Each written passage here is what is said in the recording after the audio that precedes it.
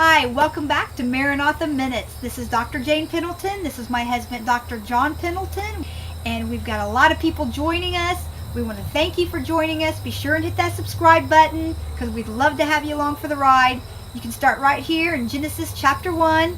But today we are on Genesis chapter 46. We're moving right along through Genesis. We're almost done. And we're really enjoying the ride together. And we're glad that you're peppering us with questions. And we're glad that you're coming along for the ride through the Bible. So we're going to start. John's going to be, John's going to be Joseph again. Again, that's Genesis chapter 46. This is where Jacob goes to Egypt.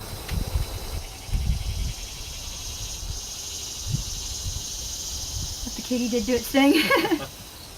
So Israel set out with all that was his. And when he reached Beersheba, he offered sacrifices to the God of his father Isaac. Now remember, we tell him a little bit about Beersheba and where Beersheba is. That's where the altar was. Yeah, that was the altar of remembrance in reference to his covenant with God. That's right, when he went through the land and back to the land of Canaan. And God spoke to Israel in Beersheba in a vision at night and said,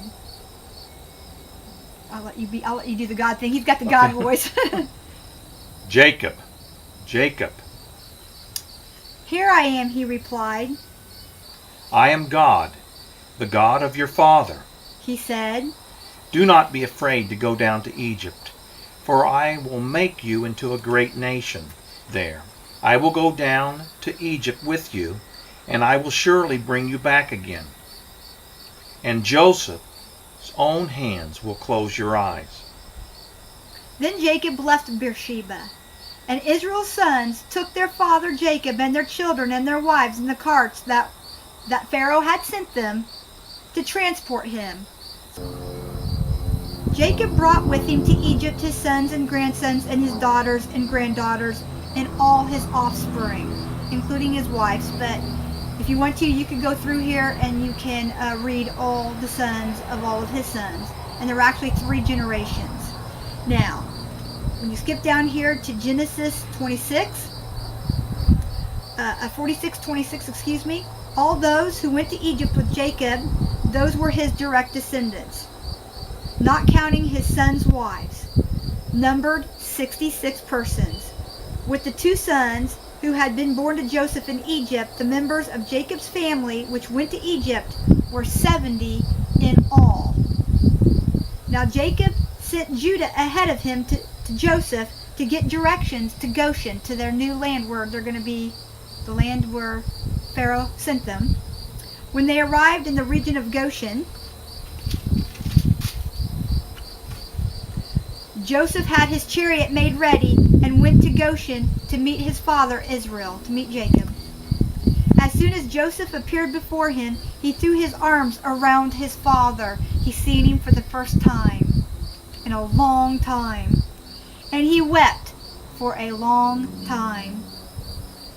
Israel said to Joseph, now I am ready to die, since I have seen for myself that you are still alive. Then Joseph said to his brothers and to his father's household, I will bring you up and speak to Pharaoh, and you will say to him, my brothers and my father's household, who were living in the land of Canaan, have come to me. The men are shepherds, they tend flocks, and they brought along their livestock and herds and everything they owned. When Pharaoh calls you in and asks you, what is your occupation? You should answer, your servants have tended livestock from our boyhood on, just as our fathers did. Then you will be allowed to settle in the region of Goshen, for all shepherds are detestable to Egyptians. That's right. So, and that's chapter 46 of Genesis. So now he's met his father, and now he's giving him directions on how to approach Pharaoh and what to say to them. Because now they need to get an occupation. So if you're going to be in Egypt, you're going to have to work for Pharaoh. So his sons will have to do certain bidding. And he wants them to be presentable to Pharaoh. He wants Egyptians, they couldn't even eat. Remember, they couldn't eat at the same table as Joseph. That's why they thought for sure he was an Egyptian. Yes. Now, why were the Egyptians detestable to Egyptians? I mean, why were Well, the Hebrews the Semitic people as a group, they lived on the outskirts of Egypt, and they would plunder and they like established a kingdom, and then they were overthrown by the Egyptians. Mm-hmm. So there was some war history here, Mm-hmm. and some background in reference to the Semitic people that they were in competition with in reference to the Egyptians. There's always a trust factor. And there's the fact that they didn't think that they lived as clean because they lived like nomads compared to living in metropolitan type cities. Mm-hmm. So there was judgmentals there. There was judgments. Yes. Judgmental people. So, all right. So that brings us to Genesis chapter 47. Yes. All right. So we're going to stop there, and I think that's a good stopping point for the day. And we want to thank you for joining us. Be sure and go over to that. What have I got? A bug in my hair? Little one. A little buggy. You see little buggy on me this whole time. Didn't say anything. Shame on you. There it went. Okay. Little buggy. Go away. Please. So anyway, we want to thank you for joining us. Be sure and hit that subscribe button. We're almost through Genesis. We're going to keep these videos up. And you can start right here. I'll put the link up right here where you can start Genesis chapter 1. And you can start from the very beginning and catch up to us. It won't take that long. The videos aren't that long, I hope. But catch up to us. We'd love to have you along for the ride. And then we're going to be getting into Exodus, so which is my favorite book in the Bible because it's about Moses. I like the story of Moses. So, and anyway, I want to thank you for joining us.